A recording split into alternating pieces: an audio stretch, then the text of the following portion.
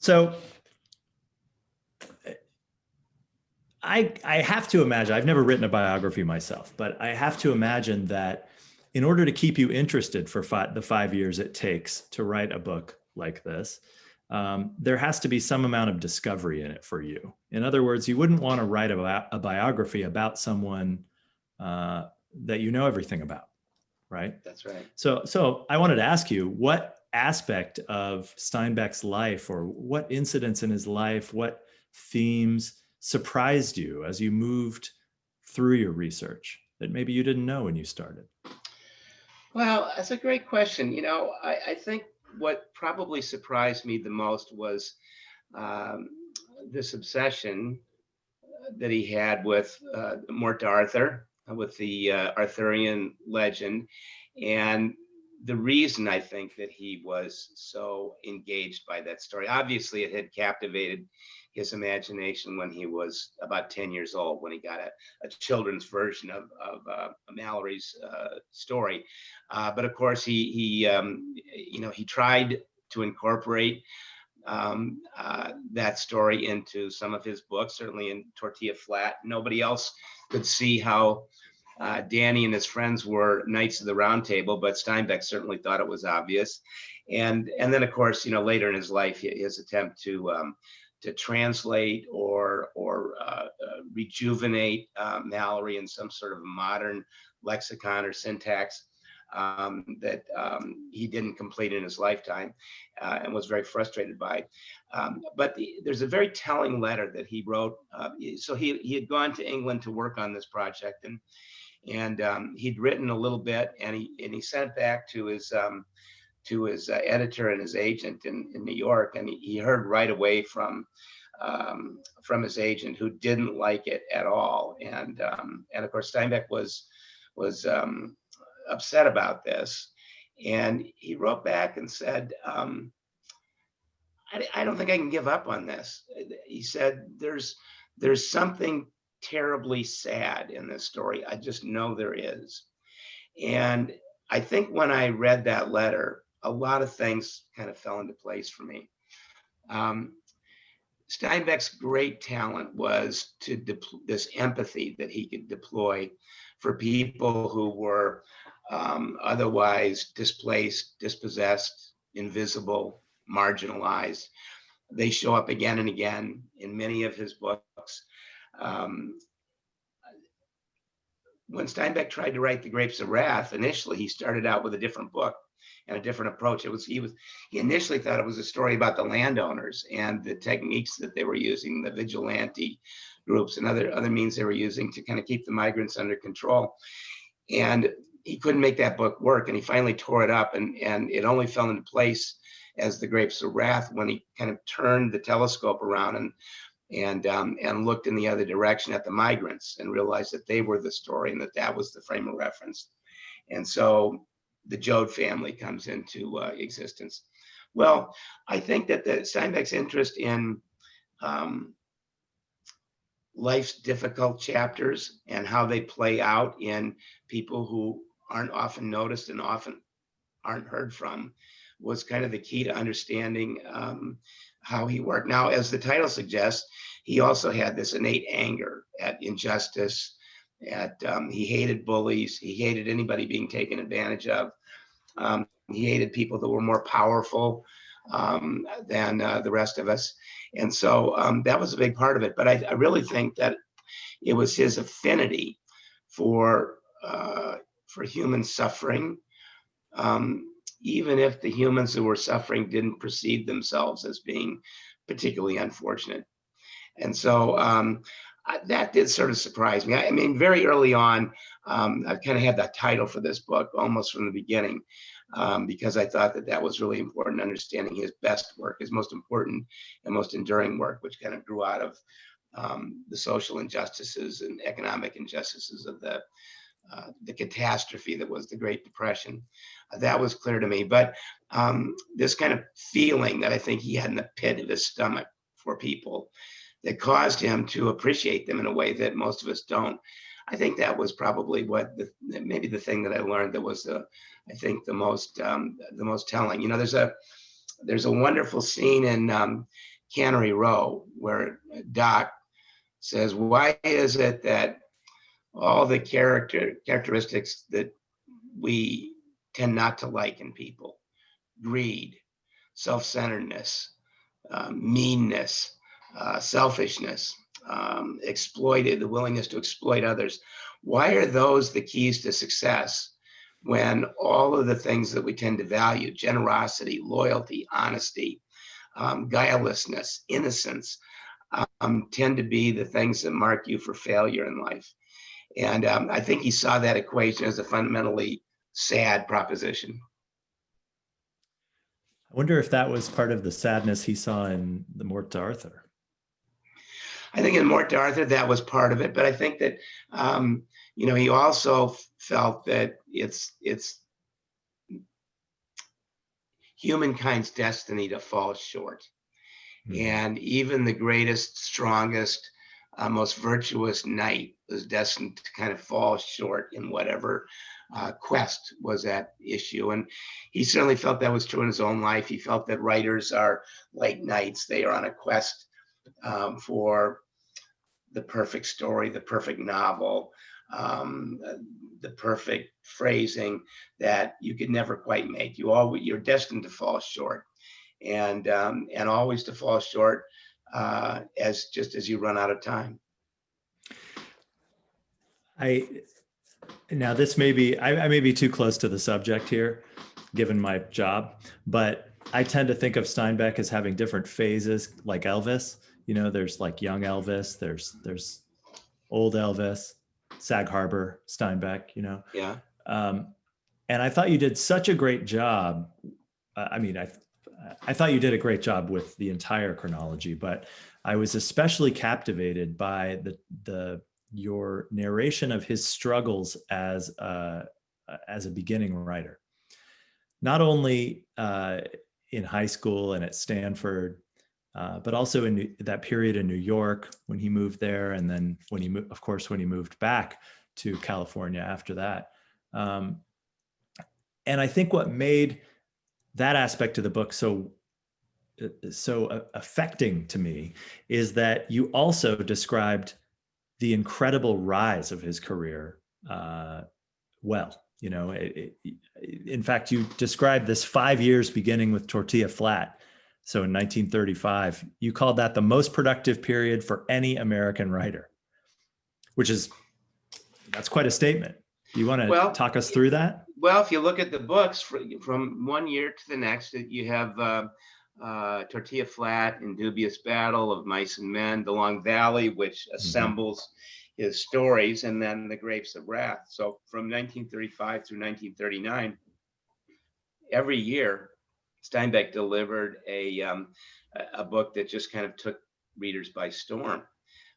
It was a tour de force.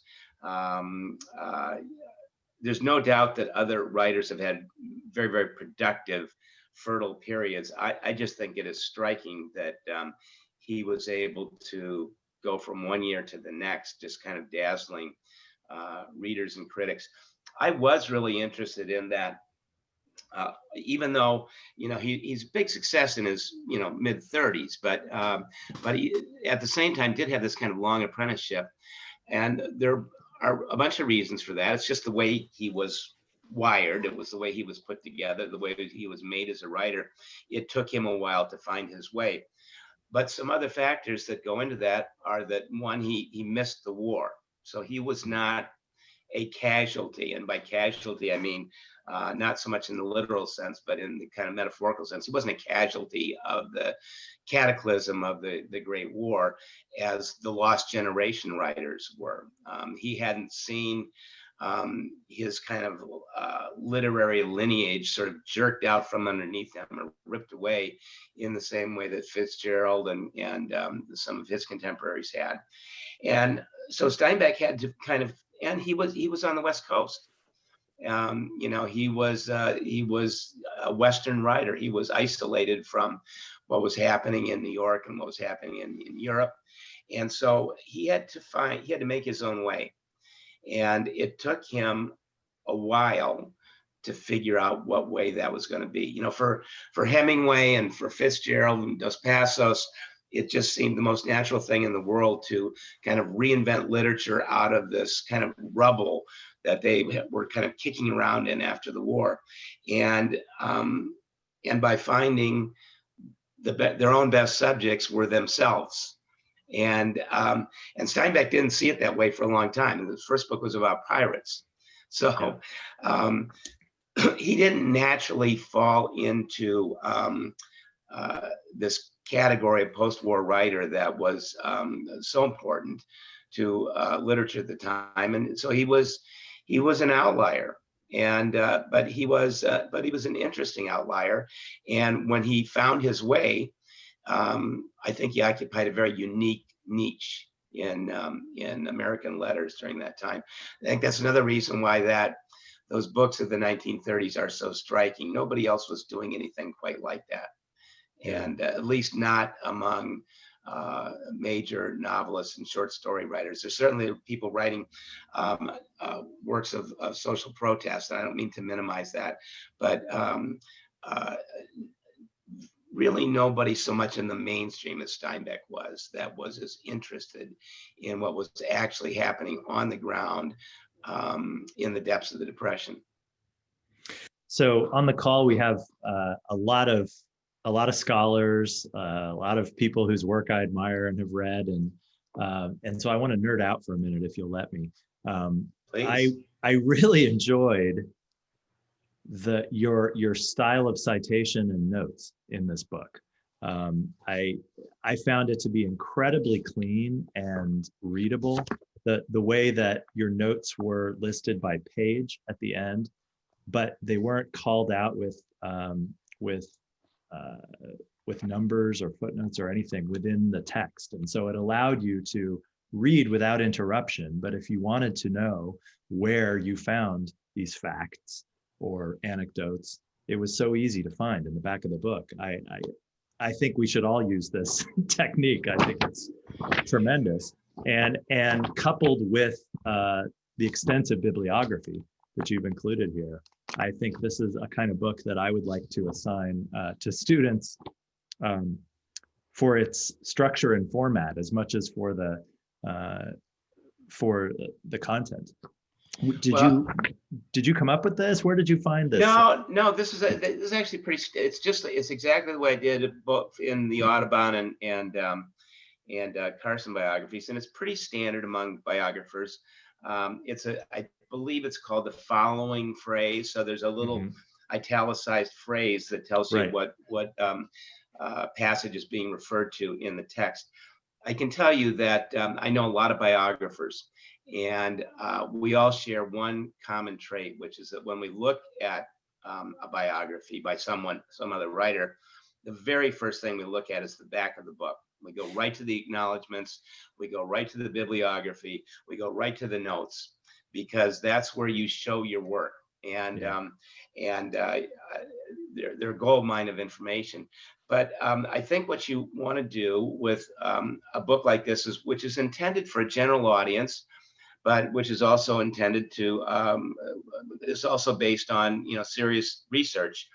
I think you want to leave a breadcrumb trail for anybody that is going to read it in the future, and have some thought about how to use the material that's in there or where it came from. And you also want to let people know that you didn't invent this stuff. You actually have sources for what you're saying, and so it's a pretty standard way of doing it. I agree, it's very accessible, and I don't like the idea of footnotes in a book like this. They're fine in other kinds of books, but to have supernumerals in the text or footnotes at the bottom, I think would interrupt the reader.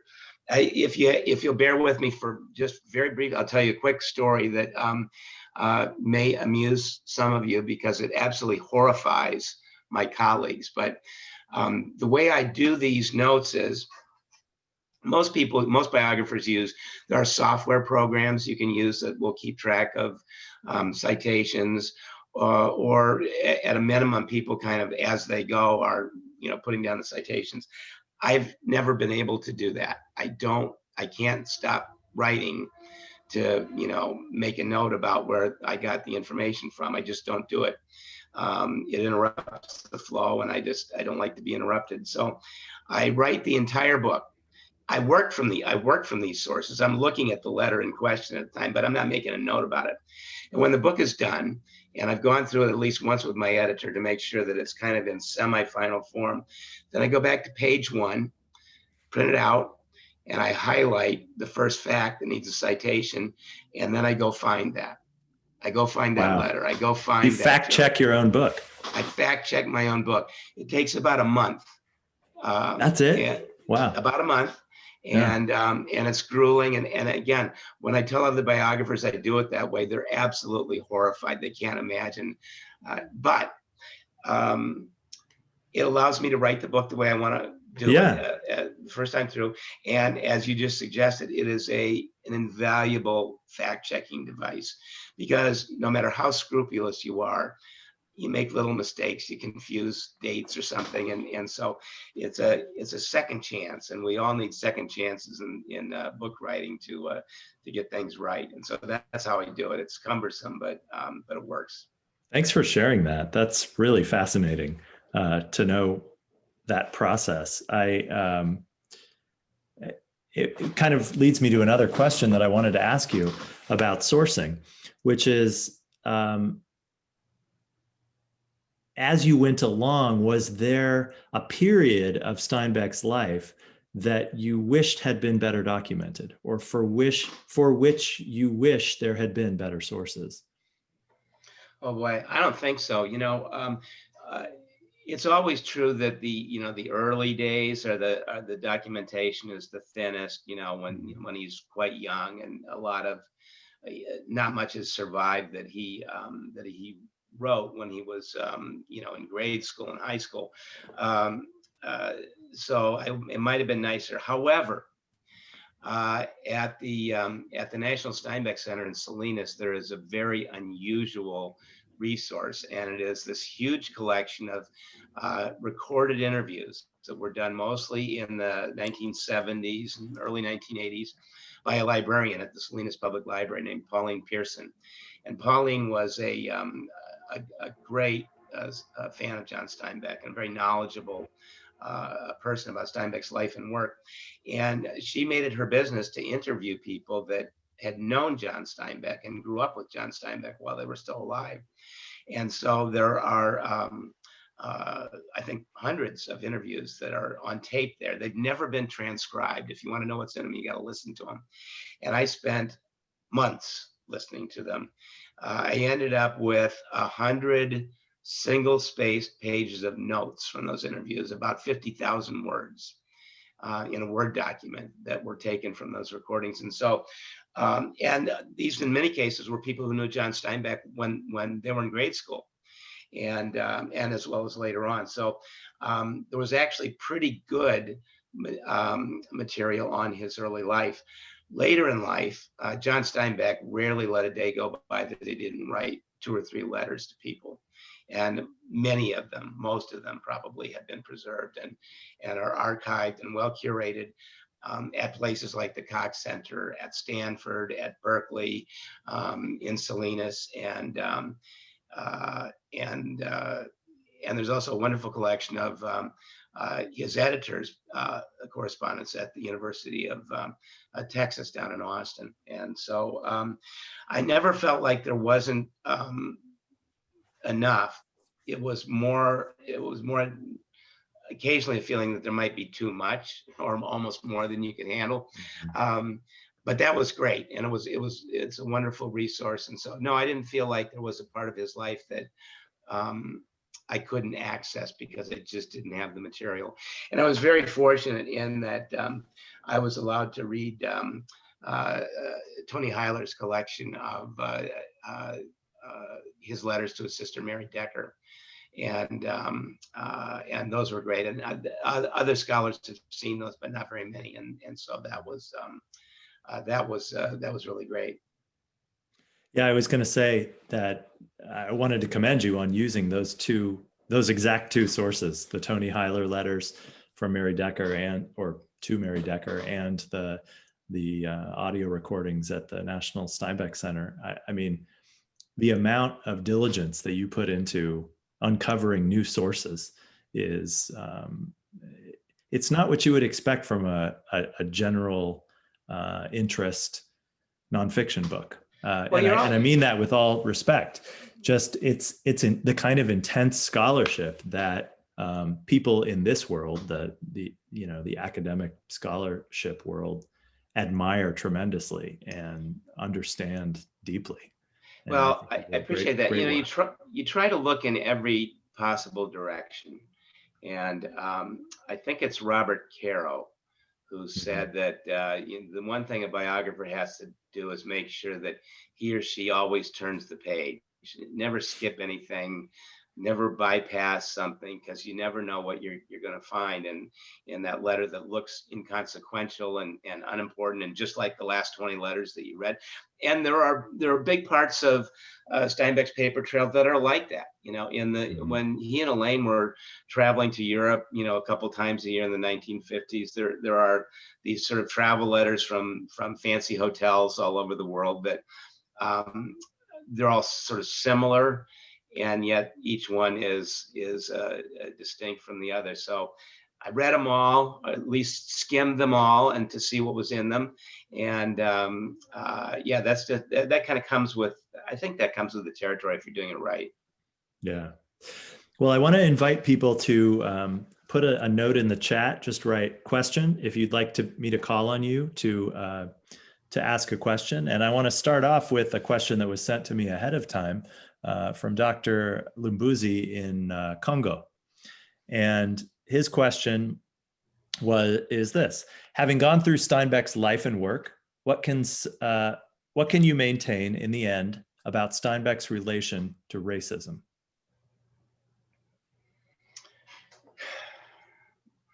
Well, I think like a number of American writers in the mid 20th century, this is a really fraught question, because he's aware of the place that racism holds, not just in contemporary society, but in the kind of foundational history of the country. It's our original sin. It's the unpardonable act that underlies everything that America has striven to accomplish, since its founding and before. And so I think that he is, I think like many American writers, he understands this, and at the same time mostly doesn't address it head on. Probably the most sort of literal attempt to kind of lay bare the situation is in the scene in Travels with Charlie, when he kind of visits this anti-integration rally in New Orleans, and pretty specifically reports on the kind of the vile attitude that is present in that.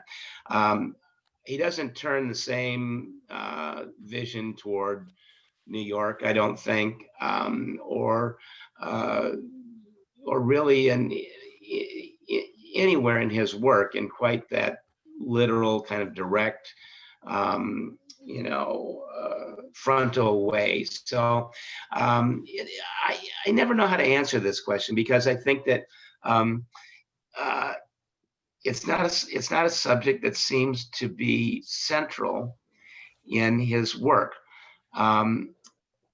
Even when he's writing about non-white people, as he does in Tortilla Flat, I don't think he is addressing that as a kind of a racial equation. I think that he's fascinated by the paisanos because he's fascinated by these people that are part of a milieu that is intrinsic to his life.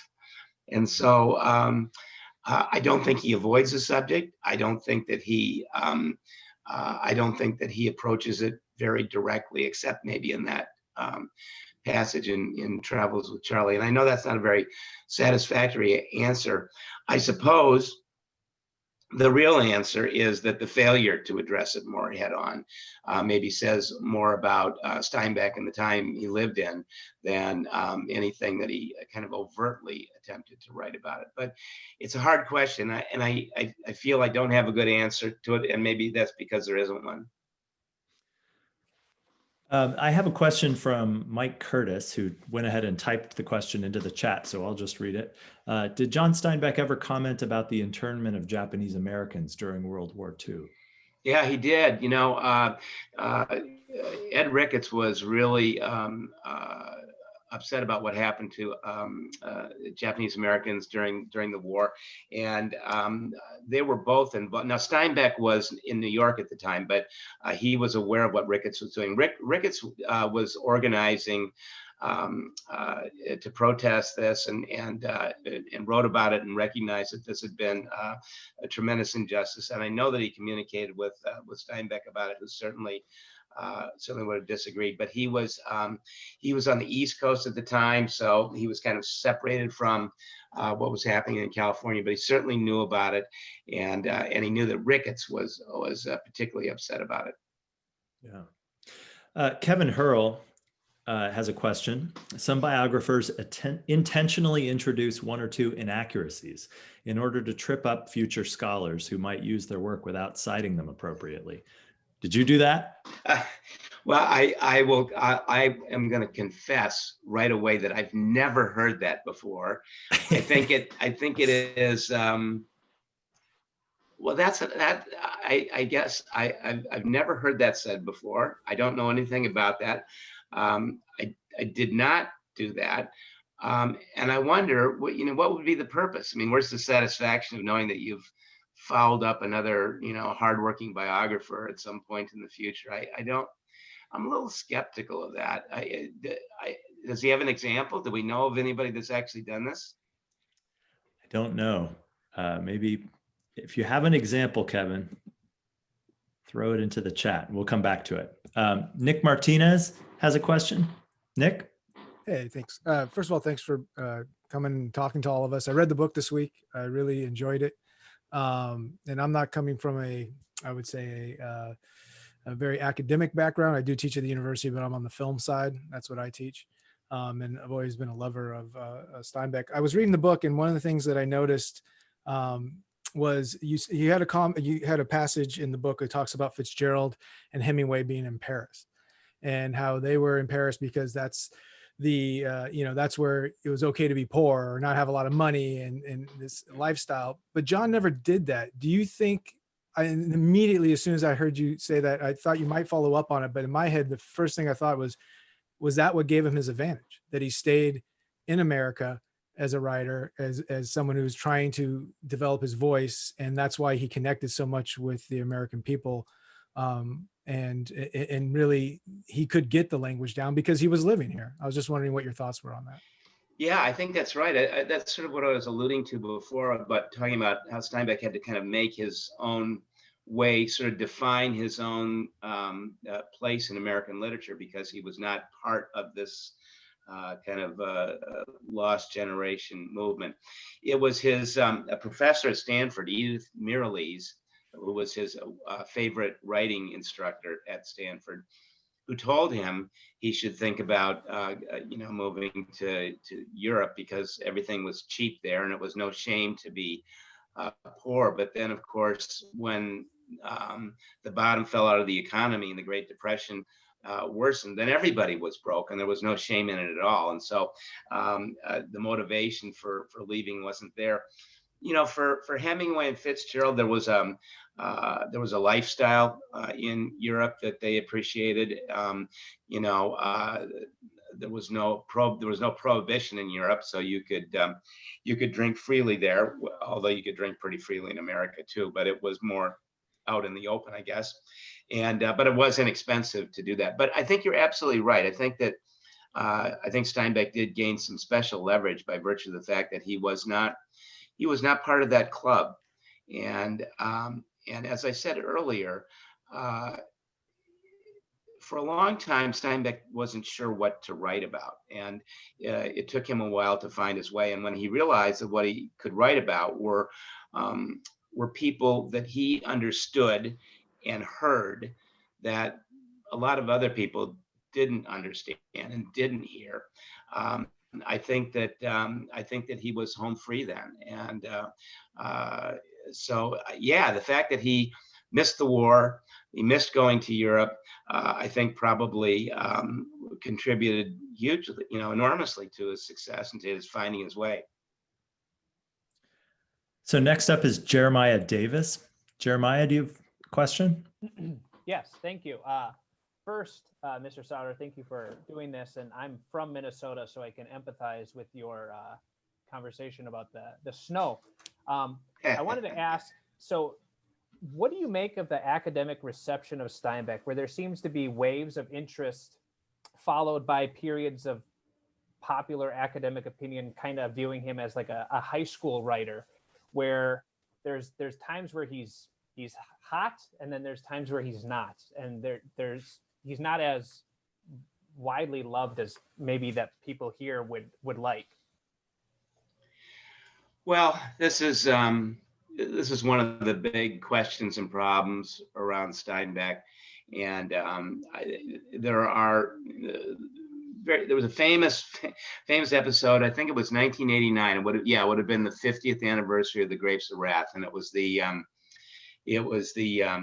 National Steinbeck Center was doing their annual festival, and they invited Leslie Fiedler, one of the foremost critics in the country, to come and give the keynote address. And Fiedler stood up and, horrified and annoyed and in general pissed off the entire crowd by saying that his work was middlebrow schlock, and anybody who enjoyed reading John Steinbeck had a second-rate mind. This is the keynote address at the annual Steinbeck Festival. And I think that little story illustrates the depth of the animosity that a significant portion of the academic community has towards John Steinbeck, which I think is undeserved and unfortunate and hard to explain other than as a kind of a snobbery. And you mentioned Steinbeck kind of going in and out of fashion in academia. I think he's mostly out of fashion. But I can tell you, and I want to alert everyone that there is a wonderful new book I've had a chance to read the galleys on, that's coming from a Stanford professor named Gavin Jones, and I think it'll be out next year, that I think is going to go a long way towards enhancing Steinbeck's reputation in academia, and it may finally convince some college literature professors that he's worth teaching in college, not just in middle school. Steinbeck's crime is that he is, for many American school kids, the first serious writer they encounter. Often in middle school, often with works like The Red Pony or The Pearl, or Of Mice and Men, or sometimes The Grapes of Wrath, maybe more in high school. And so he tends to be kind of left behind, in the amber of childhood education for a lot of people. And I don't think that's right. I don't know why that is, but it's the case. And so Steinbeck's reputation is in flux, but I think it may be taking a turn for the better. If I've helped it along with a little push, that would be great. But I think that Professor Jones's book is going to go a long ways next year. So I commend it to all of you. I don't know what the final title is, but the working title I saw was Reclaiming Steinbeck. So great. William Gilly asks, the passage you read from Cannery Row about good versus bad qualities is an almost verbatim passage from Sea of Cortez. Many of Steinbeck's ideas, including non-teleological thinking, are also embedded in Grapes of Wrath. Did you come across any other examples like this in your reading and research? Well, thank you, Dr. Gilly. Bill Gilly is a good friend of mine. I spent a lot of time with him when I was working out in California, and nobody knows more about the Gulf of California than Gilly does. I don't know if I did. Now, what I will say, just to expand on what you just mentioned, there is this famous passage in Sea of Cortez, the Easter Sunday sermon, when Ed Ricketts, according to the narrative, the entire crew is sort of hung over from the night before, but they're having a kind of philosophical discussion on the decks of the Western Flyer, kind of like Socrates and his buddies in the symposium, right? So that's another hungover party that gets into very deep water. Anyway, Ricketts goes through this whole sort of non-teleological thinking lecture, which most of you probably know is a kind of proto-existential concept that the basic idea is that the most important word in comprehending our existence is simply is. We are, things are. And although the universe changes and evolves, it doesn't strive towards some purpose. And Steinbeck presents this in Sea of Cortez as if it actually happened, and in fact it didn't. That whole passage is lifted directly from an essay that Ricketts had written, and that Steinbeck borrowed. It was one of several that he could have used, and that's the one he chose. So, but to Professor Gilley's point, there are many things that appear, many themes and characters that appear over and over again in Steinbeck.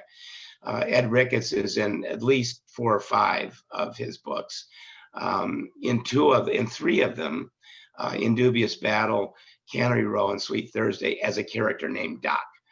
And so Steinbeck was a great recycler and enjoyed kind of referencing his own work from one book to the next. So just to clean up a couple of loose ends here, Kevin Hurl replied about this is about the historian who left falsehoods deliberately in their work. He said Jack Benson did in his biography of Steinbeck. He wrote that Esther and Beth, Steinbeck's 2 of Steinbeck's 3 sisters, preceded him at Stanford, when in fact they both graduated from Mills College. Anyhow. Well, I guess I don't know the answer. I do know that Esther went to Stanford. There are letters from Olive Steinbeck to Esther when Steinbeck's father lost his job. There was concern that Esther would not be able to stay, at Stanford. And so her mother wrote to reassure that it would be okay. And I believe she was talking about transferring to Berkeley. The Mills College thing kind of rings a bell. And so I don't know if that was an intentional thing or not. Jack Benson, and I really admired Professor Benson's book. It is the seminal cradle to grave. It's the Bible that we all rely on and refer to it, and it's great. And I looked at a fair amount of his research material at the National Steinbeck Center, and it's important to remember that that book, which I think took him 15 years to write, he had to do everything by letter and by phone call and by personal interview. I mean, it's not like today you're just a couple of keystrokes away from finding out stuff, but it wasn't that way back in the late 60s and 1970s when he was getting going on this. He had to actually write letters and wait for the mail to come back to find out things. So it's a tour de force of research.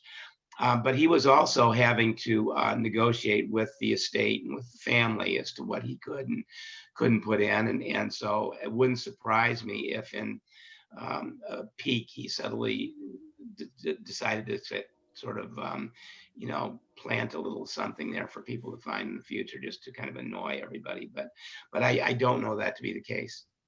In software, that's called an Easter egg. Yeah, exactly. Maybe there's something. Exactly. Professor Luchen Lee has a question. Luchen, would you like to ask a question? Sure. Hi, Bill. It's great. I got the book here right in front of me. I don't know whether you can see there or not. I got it actually yesterday. A friend of mine from California who heard about the book in the media. Apparently, the book made big news. So he bought it from Amazon and shipped to me. So I just got it. What time? Opportune gift. here. It's Wonderful. great to, yeah, it's great to hear you talk about the book. At the beginning of your conversation tonight, you talk about that. You said here, I quote, Steinbeck was really mad at people in power. I think that's what I heard. And also the title of the book is a powerful one as well. Steinbeck was mad at the world, for example. Could you elaborate a little bit about your perspective, how you came up to this with this conclusion that Steinbeck was mad at the world? I do know he was quite mad at Joseph Campbell and Hemingway during his lifetime for different reasons. But Yeah. then I also know he was quite close to the 3 US presidents, for example, those who were in power, FDR, JFK, and Lyndon Johnson, for example. So could you shed some light about your conclusion, how you came up with this, please? Sure. So when Steinbeck was in grade school, he lived across the street from another kid named Glenn Graves. And Glenn Graves was a smaller boy, and he got picked on a lot at school. People teased him and didn't treat him very nicely. And Steinbeck befriended him. And when some of the other kids asked him about this, why are you hanging out with Glenn? Well, nobody likes Glenn. And Steinbeck's answer was really simple. He said, somebody has to look out for him. And he was probably 8 or 9 years old at the time. And so I think he was born with that sensibility that some people are stronger than others. And it's that imbalance of power. It's not so much that he didn't like or resented anybody who had power. What he didn't like was the exercise of power against another person or an institution that lacked or had less power. And so it was this sort of differential that was upsetting him. He didn't like bullies, and he particularly, I think, didn't like what was happening in California in the 1930s that led to some of his greatest work. You know, he was appalled by what was happening to the migrants that had come from not just Oklahoma, but many, many other states in the middle part of the country to California. Here they were, a necessary part of the agricultural machine. These were people that the big landowners and big farm interests absolutely needed. And yet those same landowners and corporate interests despised the migrants and abused them terribly. And, you know, it was Steinbeck saw this vicious bargain by which this kind of dream of a better life and in California was being sold, was being peddled to people who were not sufficiently sophisticated to understand that they were being taken advantage of, and that it wouldn't be true, and that someone else would profit by their lack of understanding. And so when Steinbeck saw for himself what was happening with these refugees, he was enraged. Many of them were living not in nice camps, but in roadside ditches and in absolute squalor. Many of them were starving to death. Many of them were sick. When terrible floods came to parts of California in the mid-1930s, and these migrants were sort of living exposed to the elements, it was almost impossible to get any kind of help to them because the landowners wouldn't permit it. And so these things really drove Steinbeck to an extreme exasperation and extreme anger that were central to how he approached certainly The Grapes of Wrath, a book that he wrote in 100 days in this kind of fevered rush of anger. And so Lucien, I hope that Lucien, I hope that's answering your question a little bit. He didn't like seeing anybody get pushed around. And he had an unusual talent for empathizing with people who were being pushed around. And he had an unusual ability to speak with their voice. When you read the dialogue in Tortilla Flat, when you read the dialogue in The Grapes of Wrath, you actually hear real people that for the most part, you never hear, because they usually lack a voice, and Steinbeck was their voice, and he was an angry voice. So there's a comment here that just came in from Elaine Graves. Thanks so much for mentioning my father, Glenn Graves. I'm Glenn Graves' Oh, that's daughter, wonderful. who has Oh, always been so proud of his childhood friendship with John Steinbeck. I have not heard that story that he stood up for my father. Thank you. well, Glenn makes a number of appearances in the book, and that's all I'll say about it. But he's a very important element in the story. And is he someone that you discovered through the tapes at the National Steinbeck Center? Yeah, he is. He was interviewed by Pauline Pearson, and he lived across the street from John Steinbeck. And there was a woman who, the late Carol Robles, who worked at the Steinbeck Center, used to do these tours during the annual Steinbeck Festival, in which she would always make a stop at the Graves house, which is right across Central Avenue from the Steinbeck house. The Graves place was a little bit, they had a little bit of land attached to the house, apparently. And it was a place that was often referred to as, people who had these places, they talked about them as a farm in town, because they had a little, maybe they had some animals, I don't know, but it was a little bit more spacious. So I want to go to Kathleen Hicks. Kathleen, do you have a question? Hi, sure. Thank you. Hi, Mr. Souder. Thank you so much for doing this. My book's on the way. I can't wait to get it. I'm going to try to sneak in 2 questions. The first one's very simple. I wanted to know if Steinbeck was familiar with Carson and her work. And secondly, you know, I'm mega Steinbeck nerd. I want to say he's been a part of my life for a good 25 years now. He's almost become a voice of my conscience. And I can't tell you how many times recently I've said, oh my God, Steinbeck would be rolling over in his grave if he saw this or that. Would you comment on, you know, what you think he'd have to say to Americans today if he had the chance? Well, let me take the first part first. I never came across any direct reference to Rachel Carson in a letter or anything else that Steinbeck wrote. However, I can assure you that he would have known who Rachel Carson was. And Steinbeck was a voracious reader. I'm sure he would have read her books about the ocean. You know, marine biology was close to his heart. He'd written a book about the ocean and himself. And so in the way that everybody in America knew who Rachel Carson was in the 1950s, he would have known that. He would have certainly read her books.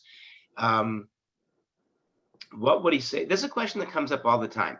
People would ask me, you know, what would Rachel Carson say about the world that we live in now? And so it's an interesting thought exercise. We are in a peculiar moment. I mentioned earlier that Steinbeck could not abide a bully. And I think that without starting a different kind of conversation, I'll just say that there's a pretty good example, maybe an example for the ages of a bully right now that we are dealing with, that I'm sure Steinbeck would disapprove of and be appalled by. I think that John Steinbeck would be puzzled by the state that the country is in. You know, when you read Travels with Charlie or another book that he worked on called America and Americans, Steinbeck had a kind of holistic view of the country.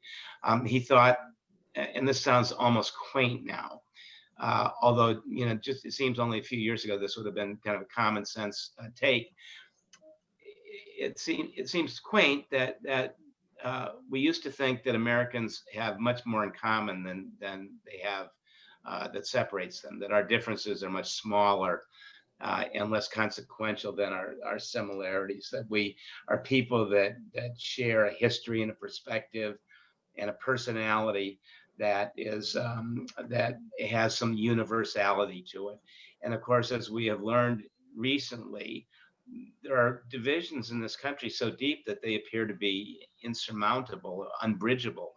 And so I think Steinbeck would find this current moment that we're in, where the country is basically divided into tribal camps, opposing tribal groups, and that have become incapable of talking to each other, incapable of understanding each other, and for whom there is no longer an agreed upon reality. How do you, Steinbeck would wonder how a country can function if it can't at least agree on what's real and what is actual as opposed to what is a fantasy.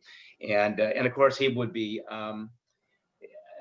I think he would find, the digital world, the world that we're on right now,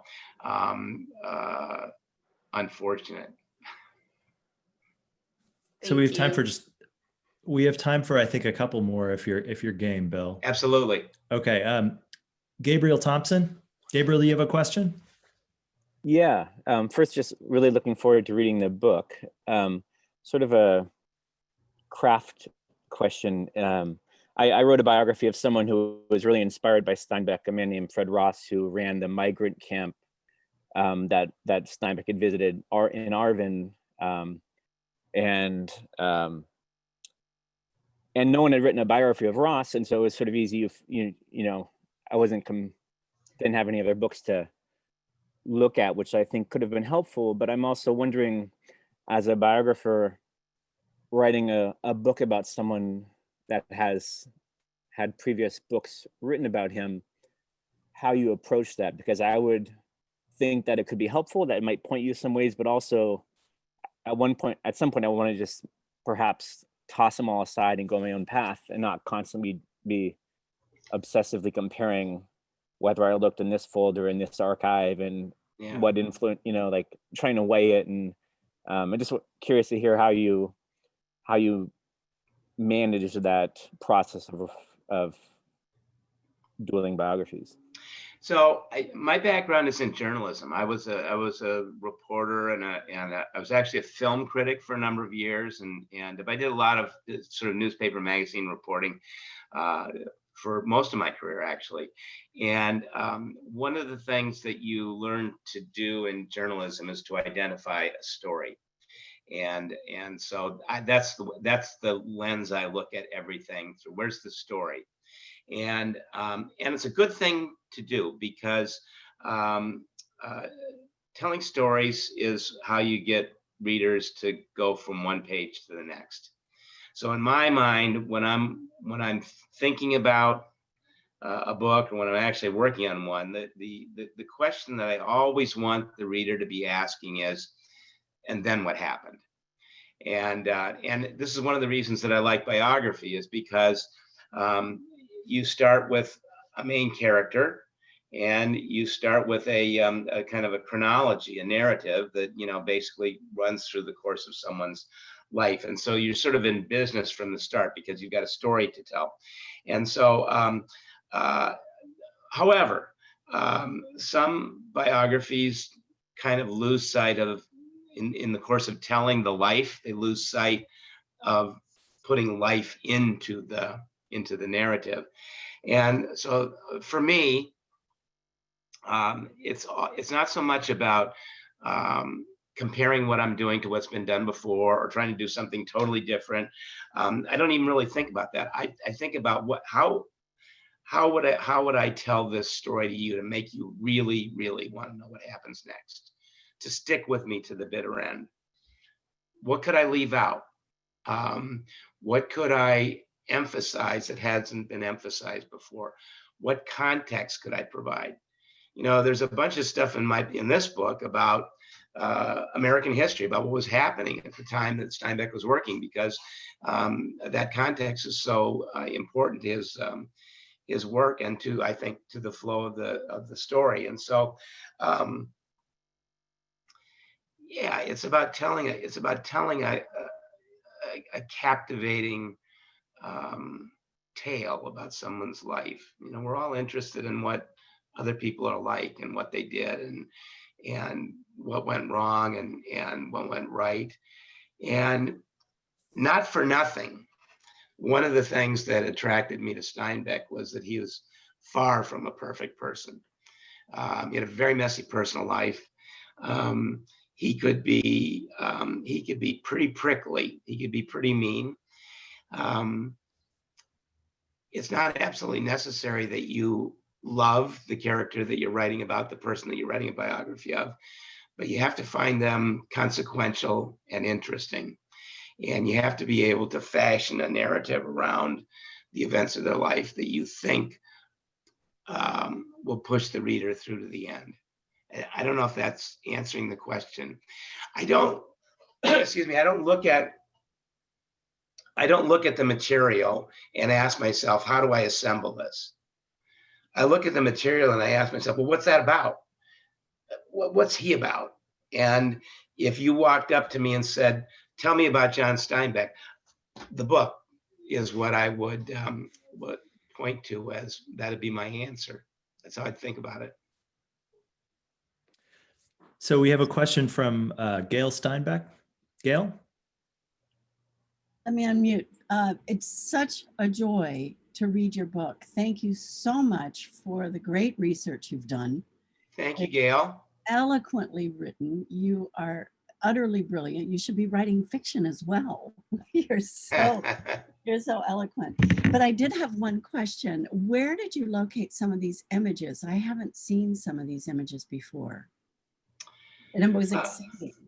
Well, let's see. Each one of them has there's a credit on each one that tells you where they came from. Quite a few of them came from Nick Taylor's shop. I think I got a bunch of them there. The image on the cover, the Dorothea Lange photo, and there's one on the inside as well, at least one on the inside.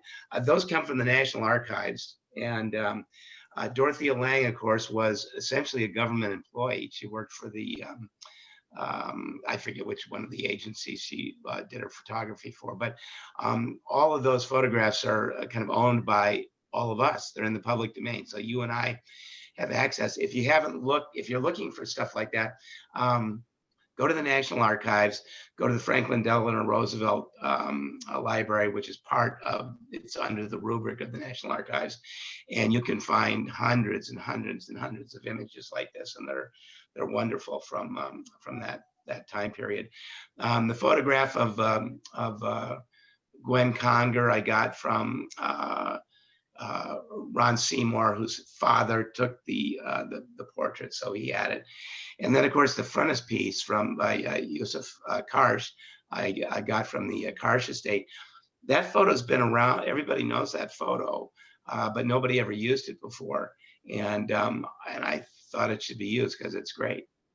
Did you do any research on the images from the University of Arizona?